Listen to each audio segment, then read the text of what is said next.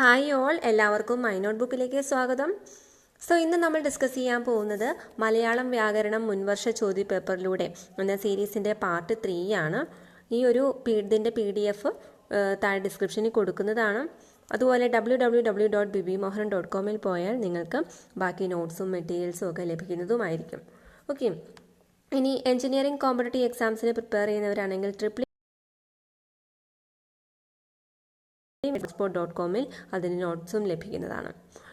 Okay, നമുക്ക് start ചെയ്യാം. നമ്മൾ കഴിഞ്ഞ 2 ലെസണുകളിൽ പഠിച്ചത് ഈ മലയാളം വ്യാകരണത്തിൻ്റെ മുൻവർഷ ചോദ്യപേപ്പറുകളായിരുന്നു. ഇപ്പോൾ ഇന്ന് പഠിക്കുന്നതും അങ്ങനെയൊരു ക്വസ്റ്റ്യൻ പേപ്പറാണ്. LD clerk various Thiruvananthapuram Malappuram എക്സാമിന് നടന്നതായിരുന്നു. 2017 ജൂണിൽ നടന്ന എക്സാം ആയിരുന്നു ഇത്. ആൻഡ് അപ്പോൾ നമുക്ക് ആ ക്വസ്റ്റ്യനിലേക്ക് പോകാം. അതിൽ 10 എണ്ണമാണ് മലയാളം ഗ്രാമറിൻ്റെ ചോദ്യങ്ങൾ വരുന്നത്.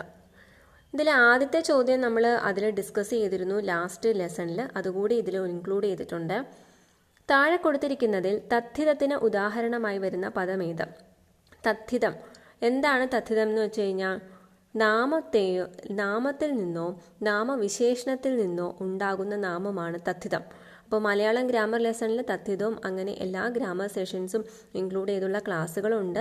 മലയാളം ഗ്രാമറിൻ്റെ പ്ലേലിസ്റ്റ് നിങ്ങൾക്ക് കാണാം. അത് ഡിസ്ക്രിപ്ഷനിൽ എല്ലാ പ്ലേലിസ്റ്റുകളും കൊടുത്തിട്ടുണ്ട്, ആ കൂട്ടത്തിൽ കാണാം. അല്ലെങ്കിൽ മലയാളം ഗ്രാമറിൻ്റെ പ്ലേലിസ്റ്റ് മാത്രം ഞാൻ ഫസ്റ്റ് കമൻ്റായിട്ടിട്ട് പിൻ ചെയ്യുന്നതാണ്. ഓക്കെ, എണ്ണം, കള്ളം, മണ്ടത്തം, പിടുത്തം. അപ്പോൾ ഇത് നമ്മൾ ലാസ്റ്റ് ക്ലാസ്സിലും പഠിച്ചതാണ്. മണ്ടത്തമാണ് തദ്ധിതത്തിന് ഉദാഹരണം. ഓക്കെ, അപ്പോൾ മണ്ടത്തം. അപ്പോൾ മണ്ടൻ എന്ന ഒരു പേര്, അപ്പോൾ മണ്ടൻ എന്നത് ഒരു നാമമാണ്. ഓക്കെ, അത് ക്രിയയല്ല, അതൊരു നാമമാണ്. അതിൽ നിന്നാണ് എന്തുണ്ടായത്? മണ്ടത്തം. നാമത്തിൽ നിന്ന് ഉണ്ടാവുന്നതിന് എന്താ പറയുന്നു? തദ്ധിതം. ഈ തന്നിരിക്കുന്ന ചിഹ്നത്തിൻ്റെ പേരെന്താണ്? വിക്ഷേപണി, വിശ്ലേഷണം, കാകു, ഭിത്തിക. ഇതിലേതാണ്? തന്നിരിക്കുന്ന ചിഹ്നത്തിൻ്റെ പേരെന്താണ്? ഭിത്തിക അല്ലെങ്കിൽ കോളൻ എന്നാണ് പറയുന്നത് തന്നിരിക്കുന്ന ചിഹ്നം. അടുത്ത ചോദ്യത്തിലേക്ക് പോകാം. വികലമല്ലാത്ത പ്രയോഗം ഏതെന്ന് തിരിച്ചറിയുക. വികലമല്ലാത്ത പ്രയോഗം: സമകാലികൻ, സമകാലീനൻ, സമാനകാലീൻ. ഇതിലേതാണ് ശരിക്കുമുള്ളത്? അതായത് ശരിക്കുമുള്ള പ്രയോഗം ഏതാണെന്നാണ് ചോദിക്കുന്നത്. അപ്പോൾ ഇതിൽ വരുന്നത് സമകാലികനാണ്. അതായത് ഓപ്ഷൻ ബി ആണ് നമ്മുടെ ഇവിടെ കറക്റ്റ് ആൻസർ വരുന്നത്. ഓക്കെ, കോടിമുണ്ട്. ഇതിൽ അടിവരയിട്ട പദത്തിൻ്റെ അർത്ഥം കണ്ടെത്തി എഴുതുക. കോടിമുണ്ട് എന്ന് പറയുന്നതിൽ അടിവരയിട്ടത് ഏതാ? കോടി എന്നുള്ളതിൻ്റെ അടിയിലാണ് വരയിട്ടിരിക്കുന്നത്. അതിൻ്റെ അർത്ഥം എന്താണെന്ന് എഴുതുക. നിറമുള്ള, വില പിടിച്ച, പഴയ, പുതിയ. ഏതാണ് അർത്ഥം വരുന്നത്?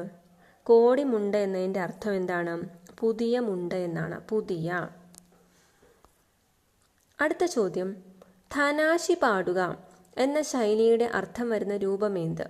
ധനാശി പാടുക എന്ന ശൈലിയുടെ അർത്ഥം വരുന്ന രൂപമേത്? അവസാനിക്കുക, തുടങ്ങുക, കൂലി കൊടുക്കുക, പണത്തിന് പാടുക. എന്താണ് ധനാശി പാടുക എന്ന ശൈലിയുടെ അർത്ഥം വരുന്നത്? അവസാനിക്കുക എന്നാണ് ധനാശി പാടുക എന്നുള്ളതിന് അർത്ഥം വരുന്നത്. ഓക്കെ, ധനാശി പാടുക എന്ന് വെച്ചാൽ അവസാനിക്കുക.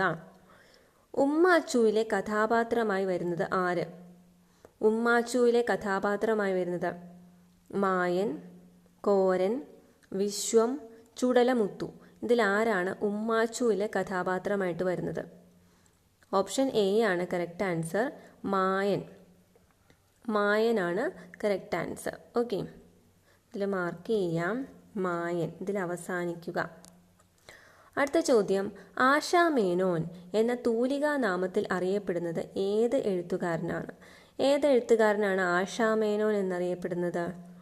Okay, CV Sreeraman, K Sreekumar, UK Kumaran, P Sreedharan Pillai. Asha Menon എന്ന തൂലികാ നാമത്തിൽ അറിയപ്പെടുന്നത് K ശ്രീകുമാറാണ് ആശാമേനോൻ എന്ന് അറിയപ്പെടുന്നത്. ഓപ്ഷൻ ബി ആണ് കറക്റ്റ് ആൻസർ. ചെമ്മനം ചാക്കോയ്ക്ക് കേരള അവാർഡ് ലഭിച്ച കൃതി ഏത്? ചെമ്മനം ചാക്കോയ്ക്ക് അദ്ദേഹത്തിൻ്റെ തൂലികാനാമമാണ് ചെമ്മനം എന്ന്. ചെമ്മനം ചാക്കോയ്ക്ക് കേരള സാഹിത്യ അക്കാദമി അവാർഡ് ലഭിച്ച കൃതി ഏതാണ്? രാജപാത, കനകാക്ഷരം, ആഗ്നേയാസ്ത്രം, ജൈത്രയാത്ര ഏതിനാണ് കേരള സാഹിത്യ അക്കാദമി അവാർഡ് ലഭിച്ചത്? ഏതിനാണ്? രാജപാത എന്ന കൃതിക്കാണ്. രാജപാത. ഓക്കെ, ചെമ്മനം ചാക്കോയുടേതാണ് രാജപാത. ഓപ്ഷൻ എ ആണ് കറക്റ്റ് ആൻസർ. അടുത്ത ചോദ്യം, wash dirty linen in public. Wash dirty linen in public എന്നതിൻ്റെ ഉചിതമായ മലയാള ശൈലി കണ്ടെത്തുക. അപ്പോൾ ഈ മലയാള ശൈലി കണ്ടെത്താൻ, അല്ലെങ്കിൽ മലയാളത്തിൻ്റെ വിവർത്തനം, ഇപ്പോൾ എന്തെങ്കിലും ഒരു ശൈലി തന്നിട്ട് അതിൻ്റെ വിവർത്തനം കണ്ടെത്താനായിട്ട് ചോദിക്കും. Wash dirty linen in public, അതിൻ്റെ ഉചിതമായ മലയാള ശൈലി എന്താണ്? നനഞ്ഞിടം കുഴിക്കുക, കൈ കഴുകുക, വിഴുപ്പലക്കുക, കുളിക്കാതെ ഈറൻ ചുമക്കുക. ഏതാണ് വരുന്നത്? വിഴുപ്പലക്കുക. വിഴുപ്പലക്കുക എന്നതാണ് ഇവിടെ അർത്ഥം കറക്റ്റായിട്ട് വരുന്നത്. വിഴുപ്പലക്കുക. ഓക്കെ. Home truth. ഹോം ട്രൂത്തിന് തുല്യമായ അർത്ഥം എന്ത്? Home truth. ലോകസത്യം, അപ്രിയ സത്യം, നഗ്നസത്യം, ദുഃഖസത്യം. ഇതിലേതാണ് ഹോം ട്രൂത്തിന് അർത്ഥം വരുന്നത്? ഹോം ട്രൂത്ത് എന്ന് പറഞ്ഞാൽ അപ്രിയ സത്യം. അപ്രിയ സത്യം എന്നാണ് അർത്ഥം വരുന്നത്. അപ്പം നമുക്ക് ആദ്യം മുതൽ ഒന്നുകൂടി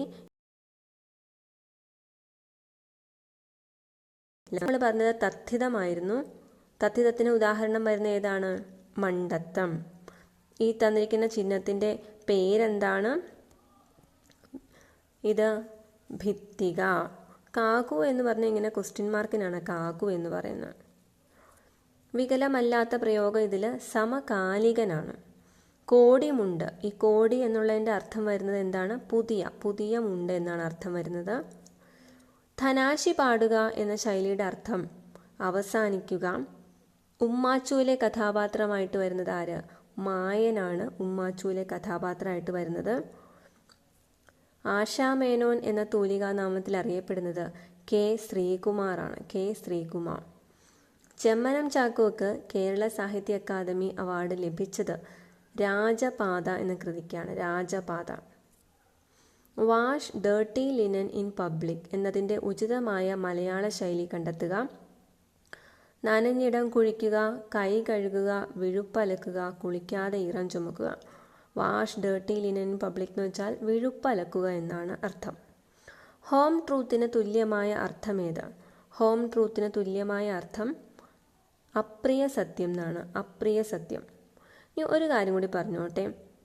കഴിഞ്ഞ ഒരു ലെസണിൽ അത് ആദ്യത്തെ പാർട്ടിലായിരുന്നു. വൈക്കം മുഹമ്മദ് ബഷീറിൻ്റെ ഓർമ്മ ദിവസം എന്ന് പറഞ്ഞിട്ട് ഡേറ്റ് പറഞ്ഞിരുന്നു. അപ്പോൾ അതിൽ ജൂലൈ 5 എന്ന് തന്നെയാണ് ഓപ്ഷനിൽ ഉണ്ടായിരുന്നത്. പക്ഷെ ഞാൻ എന്തോ ഓർക്കാതെ വായിച്ചപ്പോൾ അത് ജൂലൈ 4 എന്നാണ് എപ്പോഴും തന്നെ പറഞ്ഞത്. അത് തിരുത്തണം. ജൂലൈ 5 ആണ്. ഓക്കെ, ഞാൻ അതിൻ്റെ കമൻറ്റ് സെക്ഷനിൽ കമൻറ്റ് ചെയ്തിട്ട് പിൻ ചെയ്തിട്ടുണ്ട്. എന്നാലും ഒന്ന് ശ്രദ്ധിക്കുക. ജൂലൈ 5 ആണ് കറക്റ്റ് ആൻസർ. ഓക്കെ, അതിൻ്റെ ഓപ്ഷനിൽ ജൂലൈ 5 മാത്രമേ ഉണ്ടായിരുന്നുള്ളൂ. ജൂലൈ 4 ഇല്ല. പക്ഷെ ഞാനത് പറഞ്ഞപ്പോൾ 4 എന്ന് പറഞ്ഞു പോയി. അതൊന്ന് ശ്രദ്ധിച്ചോണം. അദ്ദേഹത്തിൻ്റെ ചരമവാർഷികമാണ് ജൂലൈ 5, വൈക്കം മുഹമ്മദ് ബഷീറിൻ്റെ. So thank you so much for watching this video. നിങ്ങൾക്ക് ഈ വീഡിയോ ഇഷ്ടമായെങ്കിൽ, ഉപകാരപ്പെട്ടെങ്കിൽ ലൈക്ക് ചെയ്യാനും ഷെയർ ചെയ്യാനും മറക്കരുത്. അതുപോലെ നിങ്ങളുടെ കമൻസും സജഷൻസും എല്ലാം അറിയിക്കുക. ഇതുവരെ സബ്സ്ക്രൈബ് ചെയ്തിട്ടില്ലാത്തവരാണെങ്കിൽ സബ്സ്ക്രൈബ് ചെയ്യുക. ആൻഡ് സബ്സ്ക്രൈബ് ചെയ്തവരാണെങ്കിൽ കൂടിയും press the bell icon press ചെയ്താൽ മാത്രമാണ് ഒരു നോട്ടിഫിക്കേഷൻ പോലും മിസ്സാവാതെ നിങ്ങൾക്ക് ലഭിക്കുകയുള്ളൂ. അല്ലെങ്കിൽ എല്ലാ നോട്ടിഫിക്കേഷൻസും ലഭിക്കണമെന്നില്ല. ഇനി www.bibimohanan.com മൈ നോട്ട്ബുക്കിൻ്റെ ബ്ലോഗാണ്. അത് സബ്സ്ക്രൈബ് ചെയ്യാം. അപ്പോൾ നിങ്ങൾക്ക് നോട്ട്സൊക്കെ നിങ്ങളുടെ ഇൻബോക്സിൽ അതിൻ്റെ മെസ്സേജ് വരുന്നതാണ് ഓരോ പോസ്റ്റുകളും ചെയ്യുമ്പോൾ. ഓരോ എക്സാമിനനുസരിച്ചുള്ള എല്ലാ സ്റ്റഡി മെറ്റീരിയൽസും പ്രിപ്പയർ ചെയ്യുന്നുണ്ട്. ഇനി എൻജിനീയറിംഗ് കോമ്പറ്റേറ്റീവ് എക്സാംസിന് വേണ്ടിയിട്ട് തയ്യാറെടുക്കുന്നവർക്ക്, for example RRB JE SSC JEക്കൊക്കെ പ്രിപ്പയർ ചെയ്യുന്നവർക്ക് വേണ്ടി ട്രിപ്പിൾ MEDAC എന്ന ചാനലുണ്ട്. ആ ട്രിപ്പിൾ MEDAC എന്നത് എൻ്റെ രണ്ടാമത്തെ ചാനലാണ്. അതിൽ ഞാൻ ടെക്നിക്കലായിട്ടുള്ള സബ്ജക്ട്സിൻ്റെ ക്ലാസ്സുകളാണ് എടുക്കുന്നത്. ട്രിപ്പിൾ MEDACയുടെ ബ്ലോഗാണ് www.notebookofaprofessor.blogspot.com എന്ന് പറയുന്നത്. അതൊരു 2012 മുതൽ സ്റ്റാർട്ട് ചെയ്തിട്ടുള്ള ഒരു ബ്ലോഗാണ്. സോ ഇതിൽ ഒരുപാട് നോട്ട്സ് അവൈലബിൾ ആണ്. നിങ്ങൾക്ക് അതും യൂസ്ഫുൾ ആക്കാം. Thank you so much for watching. Thank you.